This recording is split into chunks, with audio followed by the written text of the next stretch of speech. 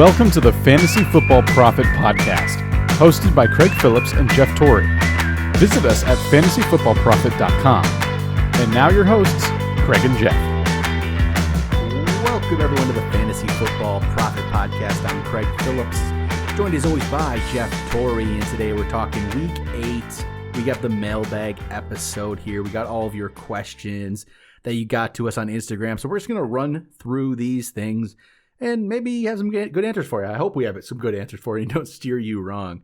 So let's start us off. I'm going to start off top of the list. We got Empire Fantasy Football League asked, is Ben DiNucci worth a spot starting in a 2 QB league?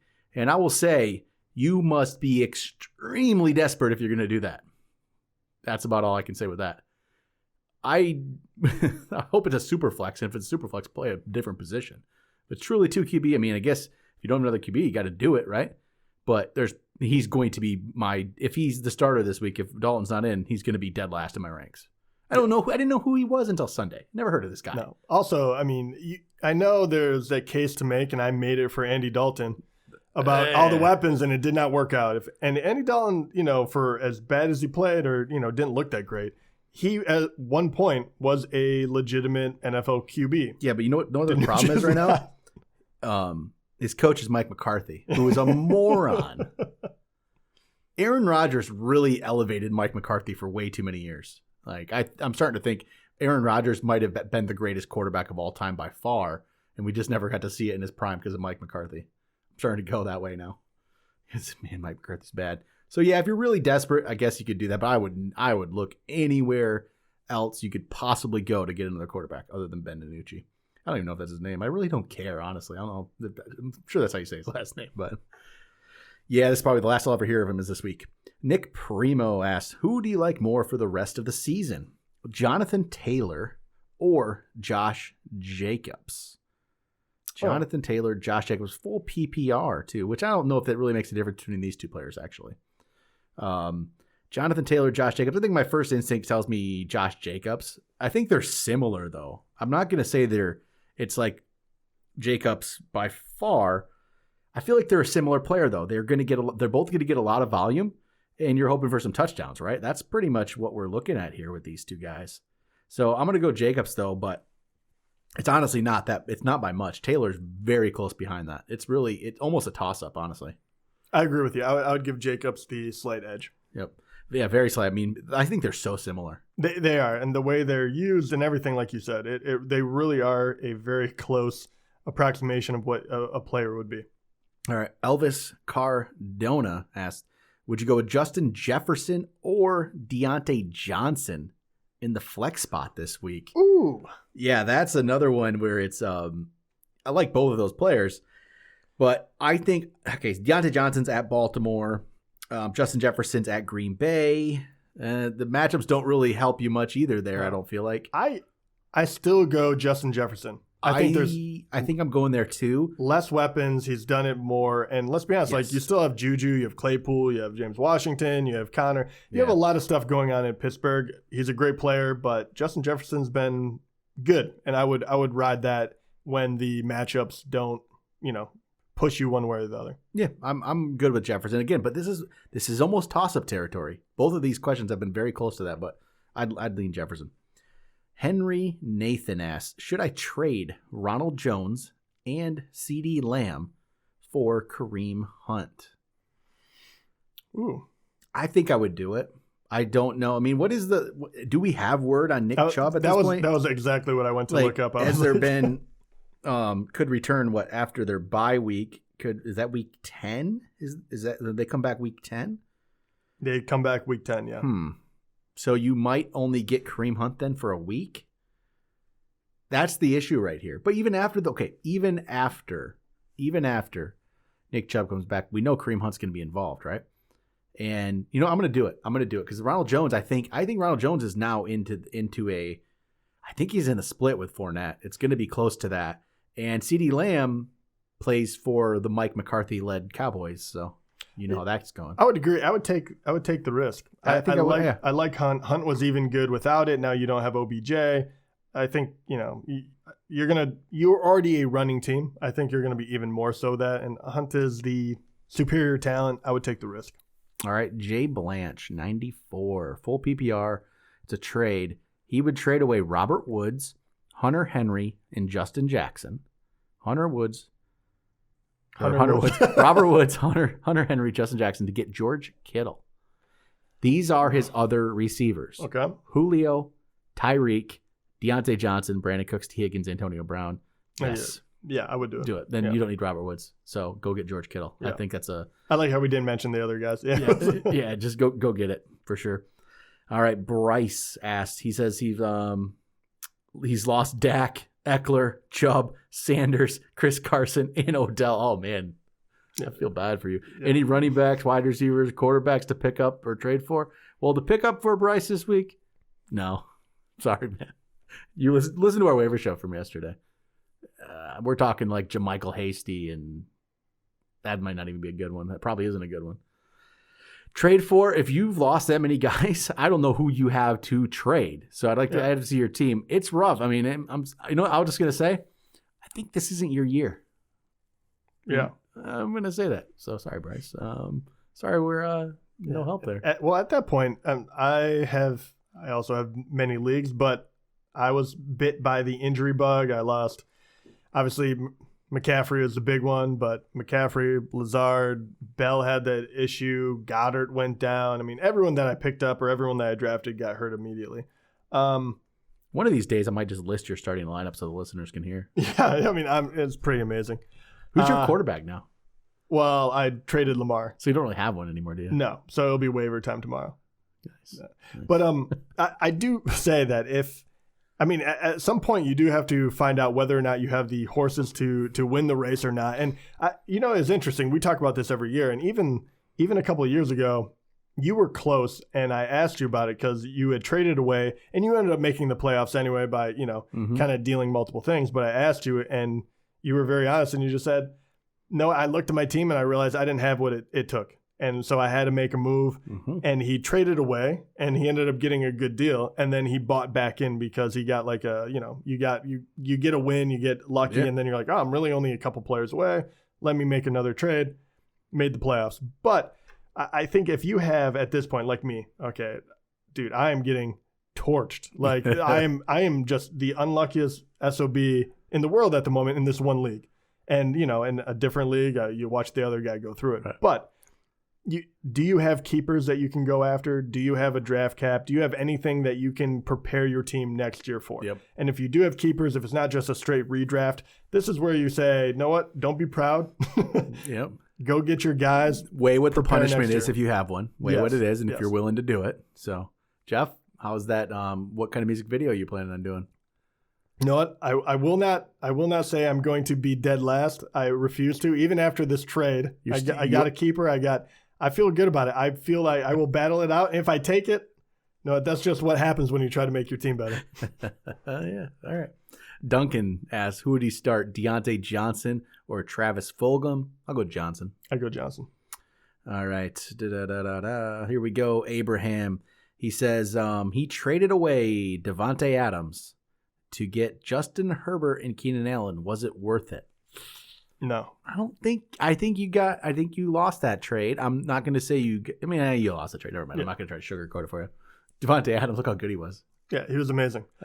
And I'm not saying that the people you got are worthless by any means. No, not at all. But I think Devontae's that much better. Yeah. But I mean, yeah, it's not like you got destroyed in the trade. It's just you didn't win the trade at all. Right. So you definitely lost the trade. You didn't get destroyed, but you didn't win it at all. Dr. Gauthier. Two questions here. One of them is a flex question. Again, it's Deontay Johnson, Travis Fulgham, but then you throw in Le'Veon Bell going against the Jets. Oh, wow. Which makes it interesting.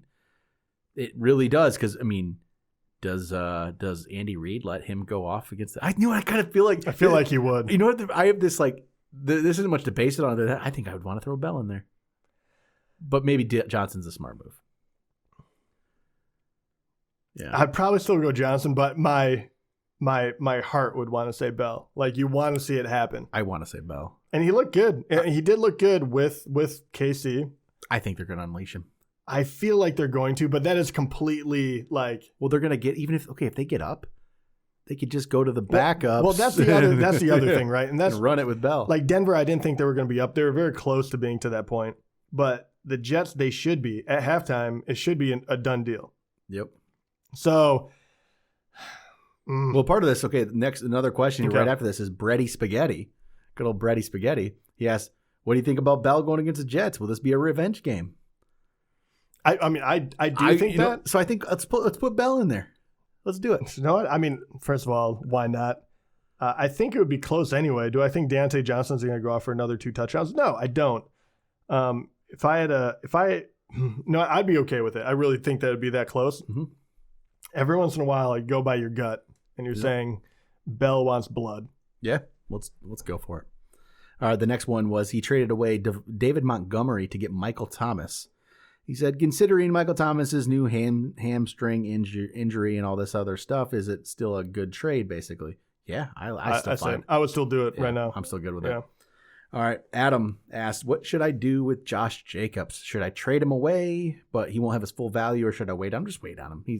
He had a bad game, but I don't think I think I ranked him like 15th or 16th going into last week, which you just knew the Bucs were you'd have a tough time in that game. So I wouldn't worry too much.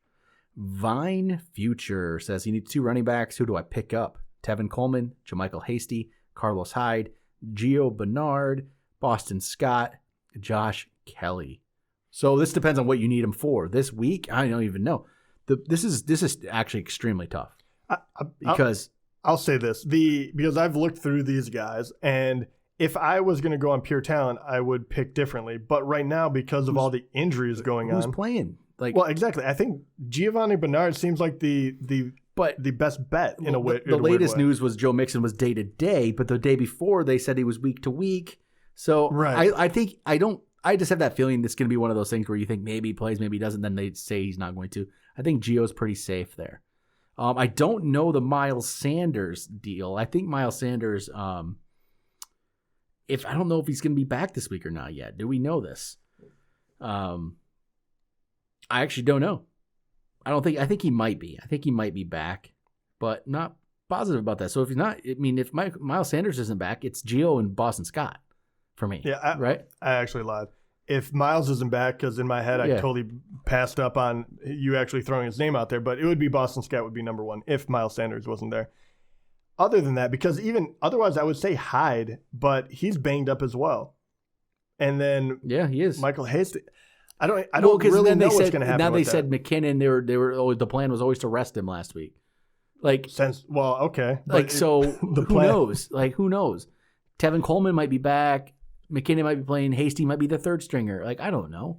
Yeah, it's a mess. It really is on these backups because you don't know where anyone is at, and no one's giving you a really clear decision. You'll know probably later to the week, and at this point, you just anyone. I know this does not help you, but you're waiting until the very last moment. But I guess that's the way I would do it. Yep. Boston Scott, then Gio, and then and then it would probably go if Hyde is healthy. Hyde would be number 3, and then Hasty because McKinnon will probably be the bell cow, but you don't know that. But anyway, that's how I would rank them. All right, final questions here come from Brother Coffee Bean. He says, what should I do with DJ Chark going forward? Well, put him in your lineup if you have to. Don't always expect big things, I guess I would say. I'm not loving everything about their situation right now. It doesn't seem great. And part of his question here ends up being, he's been playing Derek Carr. He says, should I still trust playing him or, start him until Minshew goes back to his prime? I don't think you're going to see a Minshew prime. I think you're kind of seeing it. I think Minshew is what Minshew is. So because of that, it makes Chark. He has high upside, but it's not going to be there every week. So. Yeah, and I mean you can see it. First 3 weeks he looked good. The last 3 weeks he was not even playable really. And once again I think Derek Carr has been very playable. So I would rest on him because he's much more steadfast than Minshew at the moment. Ride him until, and maybe Minshew does come back, but I think you could find another quarterback to back Carr up, or vice versa. Find another quarterback that you want to play, and then have Carr as a backup. I don't have a whole lot of faith that Minshew will turn it around. Then he also said he's going to pick up Des Bryant. And he said, when can Dez start playing? I don't know if Dez is going to play. I don't know. I think at some point, I bet you he probably gets a shot, but it's not anytime soon, I don't think. I would love it if that was true. But they signed him to the practice squad. Yeah. So, he also, we had doubts, and I really wanted to see him do well when they signed him on, and then he blew out his Achilles. It was Achilles, right? Yeah, that's hard to come back when you're an older wide receiver. I don't think that he is going to be. I'm hoping that he'll come back and play, but I don't think he will be fantasy relevant. It's kind of rough what happened to Dez. It really is. Like he had more years left. I mean, he hasn't played since December of 2017. Well, how many times do you see that where a player is a little disillusioned with their team? I mean, we saw it with. Actually, a lot of players lately. Antonio Brown, Dez, Bell, just to name a few. And they leave, and it just doesn't work out. Doesn't work out. I mean, it just doesn't. Like a lot of these players, we even look at like Melvin Gordon doing it. I mean, he's probably the best case out of all these, and it's not great for him really in Denver. It's just been, I don't know. But all right, another quick question here from Brother Coffee Bean. Who should I replace Julian Edelman with? Yeah, I mean, you probably just want to get. I will say we thought we were spot on with our Cam Newton predictions at the beginning of the year. And you know what? I think we're not. No. Cam Newton is not good. We were wrong. But I'd get away from most of the Patriots. Yeah, and he's trying to do that. And who should he replace him with? He says Christian Kirk, Jarvis Landry, Nelson Aguilar, Greg Ward, Jalen Guyton, John Hightower. Jarvis Landry. I'd go Landry out. Landry, Kirk. Yeah. Landry would be first. Yeah, Landry would be a definite upgrade. Yep. All right. That's it for Mailbag, unless you got some more stuff here, Jeff. One last one. It's a little bit of a longer one, but we have Rendon Dye. All right. What do we got here? He needs a little help. In this one, we usually like more specific questions, but we'll do it for him anyway. This is his team at running back. He has Chris Carson, David Montgomery, Raheem Mostert, Todd Gurley, Miles Sanders. Okay. Right? Yep. Wide receiver, Julio, Diggs, DJ Moore, Galladay. He has Waller at tight end, so you don't have to worry about it. Deshaun Watson at QB. And he says, I got to get ready for the playoffs. My question would be, who are your go-to guys, and who would you be looking to move? What were those wide receivers again? Julio? Sure, you have Julio, Diggs, DJ Moore, and Galladay. All four, I think, are very solid. I think you try right now to trade DJ Moore, right now after those 2 touchdowns. Oh my God, I didn't know I could like you anymore, but you're siding with me when you're saying go against DJ Moore. I thought people would be angry because I've been saying trade him, but hey, he's been looking really good. This is the perfect time to trade him. I'm not saying he's gonna be bad, but he's your 4th. Yeah, and if you can only start 3. Depends on if you can go. If you start 3 in a flex, then maybe it's different. But I think you need to shore up the running backs because you have Miles Sanders, Todd Gurley, got Carson who's hurt. You have David Montgomery, who's just not good. Mostert who's hurt. I think you want to shoot. You could probably pair. Maybe you could pair a DJ Moore, Montgomery, and get a better running back. Depends on the league. I see weird things happen in leagues, which I know our league. It's tough to get through deals, and you don't find people on waiver wire. But not every league's the same. In another league I'm in, Jeff, I picked Terry McLaurin off the waiver wire last week. Stuff. There's different leagues out there. Stuff happens where you can get some players. So, I think you try to pair a Moore Montgomery and see what you can get. I like that. Yep. So cool. All right, that's it for Week 8 Mailbag. We'll be back tomorrow with some more stuff for you. Talk to you then.